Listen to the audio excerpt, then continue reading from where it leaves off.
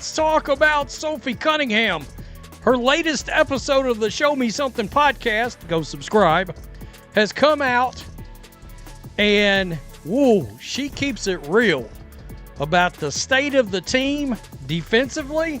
She also talks about the Alyssa Thomas, Caitlin Clark fiasco and what the hell's going on in the league. Like, why does she keep getting targeted? And she also slams the league for not marketing. A current WNBA player recently used a microphone to disparage her own league on her own podcast. Sophie Cunningham didn't hold back when it came to Caitlin Clark being cheap-struck, the refs doing nothing, and a league that kept its biggest star off its own billboard. She called it an outright joke, knowing she may face consequences. You should put on your seatbelt. Let me be clear before we begin. Is Sophie a hero for speaking up when no one else will? Or did she go too far in making fun of her own squad and league? Post a comment. This is what happened. Sophie Cunningham sparked a match and went straight at her own league in a recent edition of her podcast, Show Me Something, rejecting the conventional safe player mantra. Sitting there, a current player who was still on the roster and earning a paycheck signed by the WNBA called the entire process a farce. That rarely happens. Players guard the shield. Sophie said, "Hold my drink. Last night, I did not witness that occur in real time. And none of our staff witnessed that, because I can assure you that if we had, we would have supported her. Sadly, she experiences this kind of behavior at every game, and neither the league nor the referees take any action." The elephant that nobody in a jersey wanted to name, Caitlin Clark, was the first person she pursued. She didn't avoid it. Clark is being publicly pursued by players, she said, and neither the league nor the referees are taking any action to protect her. It wasn't my words, it was hers. She pointed to the video of Clark being cheaply shot in the throat and kneed, saying, "If someone did that to any of our other teammates, we would be furious. But because it's Clark, it just keeps happening game after game, and nobody pays attention." There were 2 cheap shots from a WNBA superstar and a generational talent that were not contacted. And once more, that is completely inappropriate. Videos of Alyssa Thomas physically kneeling and cheaply shooting C in the neck are available. We would be furious if she did it to any of our teammates. She is undoubtedly their goal, and neither the league nor the referees take any action to defend her. She is being mistreated by people. As if there is no other option. Does that screw with you guys as a team, or is that just an incident that becomes a far bigger problem on the internet than it does during real time? Last night, I did not witness that occur in real time. None of our team witnessed anything because, I assure you, we would have supported her if we had. Sadly, she experiences this kind of behavior at every game, and neither the league nor the referees take any action. The elephant that nobody in a jersey wanted to name, Caitlin Clark, was the first person she pursued. She didn't avoid it. Clark is being publicly pursued by players, she said, and neither the league nor the referees are taking any action to protect her. It wasn't my words, it was hers. She pointed to the video of Clark being cheaply shot in the throat and kneed, saying, "If someone did that to any of our other teammates, we would be furious. But because it's Clark, it just keeps happening game after game, and nobody pays attention." She also criticizes the league for failing to promote Caitlin Clark. "We were discussing that poster, you know. And someone, the reason she isn't on the poster might have something to do with licensing. However, I did start thinking about something else that caused me to say, well, hold on now. It doesn't include Diana Taurasi. It doesn't include Candace Parker. It doesn't include Sue Bird. Why are those guys celebrating their 30th anniversary? It's completely arbitrary. Why the heck am I on this calendar or this poster? Even Sophie asks. How come I'm on there? It doesn't make sense, you know. Why is Aaliyah Boston or someone like on there, you know? It's quite bizarre. She simply states it. You know, I would essentially put Caitlin Clark on everything if I were the league. The part that really sparked the internet was the poster, which she then discussed. The WNBA produced a sizable commemorative image to mark the league's 30th anniversary. It was a celebration and a milestone, but for some reason, the biggest star in sports history, the athlete who drew record crowds and ratings, was excluded. Caitlin Clark is not included. Do you know who's on it? Paige Bueckers and Angel Reese. In addition to Sophie Cunningham. They are competent players, yes. However, Sophie thought to herself, why in the world am I on this thing and Clark is not? After seeing that, I love that part. Sophie didn't congratulate herself on it. She used her own area on the poster to mock the league. She made a simple case. If you are making a graphic to promote your league for 30 years, you should emphasize your best selling point. You don't take her out and put a role player in her place. Her statements were direct. It's a joke. It's a joke. This is precisely why Kathy Engelbert and the WNBA are getting lit up on social media, because you left out a generational talent, the best player to ever come through this league, and you replaced her with random names, she retorted. The quiet bit, which the suits never liked to hear, was then said openly by her. They do music, but if they were smart, they would market the life out of their stars, she retorted. She listed the individuals who should be featured conspicuously everywhere. Clark, Kelsey Mitchell, and Aaliyah Boston are all real draws. Instead, the league keeps putting unmemorable choices in the spotlight and then acts confused when the marketing doesn't work.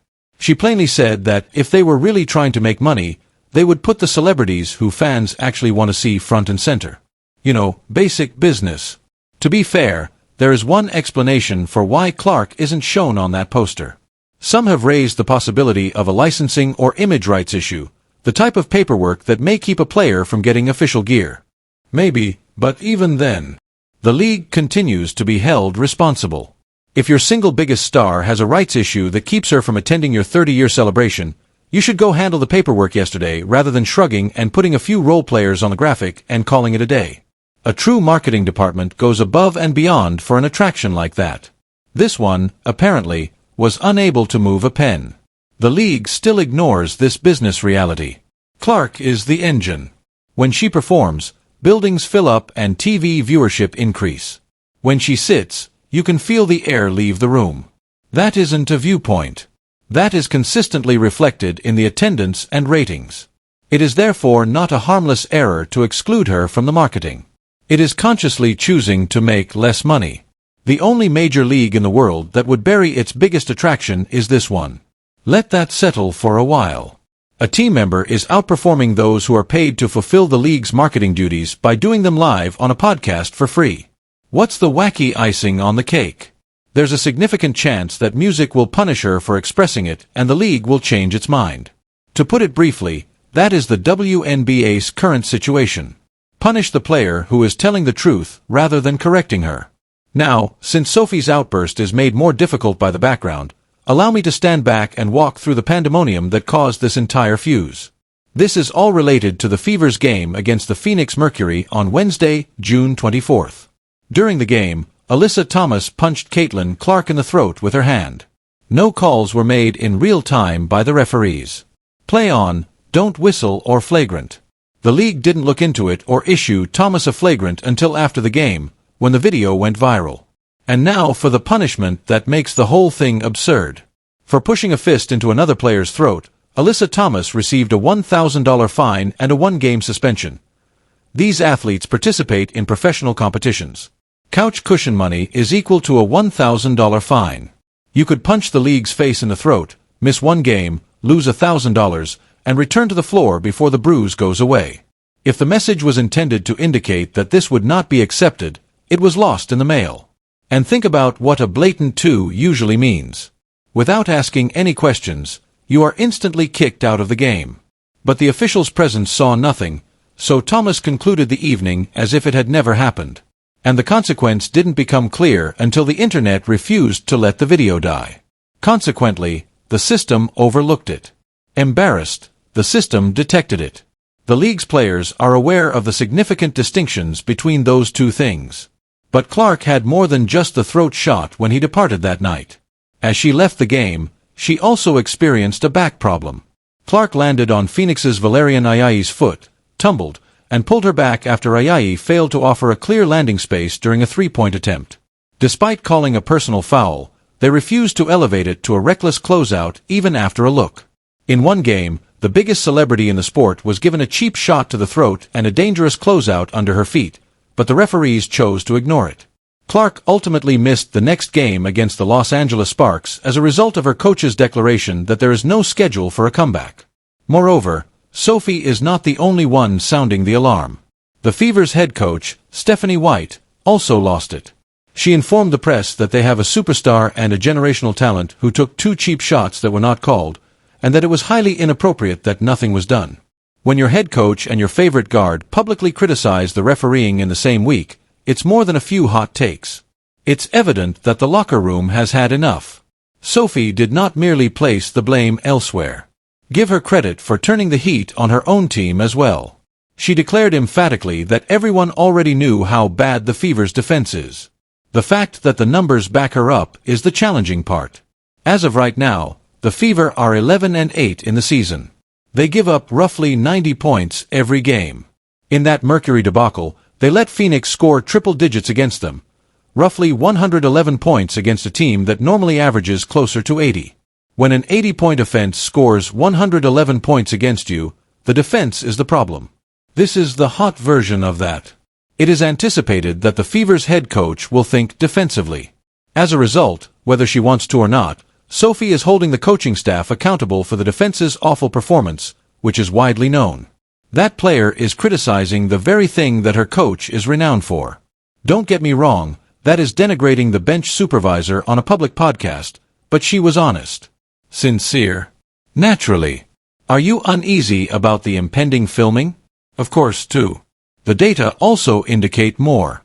The Fever also led the league in this metric with nearly 24 personal fouls per game. By forcing opponents to the free throw line, that team consistently undermines its own momentum. Sophie's individual scoring has dropped to about 5 despite playing mostly off the bench. Over her last 3 games, she has scored 3 points. As a result, this is not a player who is riding high and lecturing everyone. Accepting her team's and the league's inadequacies, this person is in the middle of a grind. Because of her combination of honesty, people pay attention to her. It's also crucial to remember that Sophie wasn't merely complaining. Despite all the resentment, she sounded positive about the squad. She claimed that although the Fever has enormous potential, they haven't yet clicked. They are in the grind, attempting to determine what has to be done. Consequently, this was not a player quitting her team. She could see this group's potential if they ever concentrated on defense, which irritated someone. That's why honesty wins out over bitterness. On the other hand, the fans aren't actually lowering the temperature either. Social media users mocked the WNBA over the absence, and the poster snub turned into one of the week's most contentious debates. Following the absurd fine and the viral video of the throat shot, fans were openly asking whether the league's leadership even recognized what they were sitting on. When your own players and supporters say the same thing in the same week, it's hardly a vocal minority. That's the area. Since the pointing meme best captures Sophie, it is also crucial to the narrative. A few nights before, during a game that the Fever actually won 86-77 over the Mercury, she got into a brawl with Phoenix veteran DeWanna Bonner and simply pointed at her. That song made a point, and it swiftly rose to the top of the week's memes. Sophie did a fantastic job with her interpretation. She didn't say anything and only pointed as Bonner got upset, claiming that the technical foul she earned for it was the poorest thing she had ever seen. A technical point. However, a fist to the throat is ineffective right away. The priorities are self-written. It's also useful to know that these two teams now despise one another. There was real friction that resulted in the pointing moment when Bonner had to be restrained during the game. The Fever and the Mercury have been at odds for weeks, and Clark is always at fault. The point at Bonner was a little spark. A few nights following the throat shot,